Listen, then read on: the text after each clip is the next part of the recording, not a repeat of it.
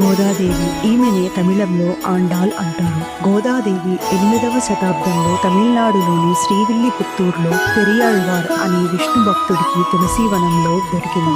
ఆమె చిన్నప్పటి నుంచే శ్రీకృష్ణుడిపై అపారమైన భక్తిని పెంచుకుంది. గోదాదేవి శ్రీకృష్ణుడిని తన భక్తగా పొందాలని ఆశించింది. ఆ కోరికను నెరవేర్చుకోవడానికి ఆమె ధనుర్మాసమంతా మార్గళి వ్రతం ఆచరించింది. ఈ వ్రతంలో భాగంగా ఆమె ప్రతిరోజు ఒక పాసురం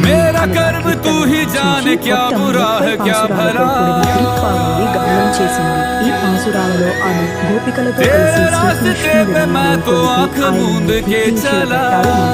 ఆ కాలంలో గోపికలు వ్రతాన్ని ఆచరించేటప్పుడు శ్రీకృష్ణుడిపై తమకున్న భక్తిని చాటుకోవడానికి సాక్షాత్తు లక్ష్మీదేవి స్వరూపంగా భావించే ఆవు పేడతో చిన్న చిన్న బొమ్మలను తయారు చేసి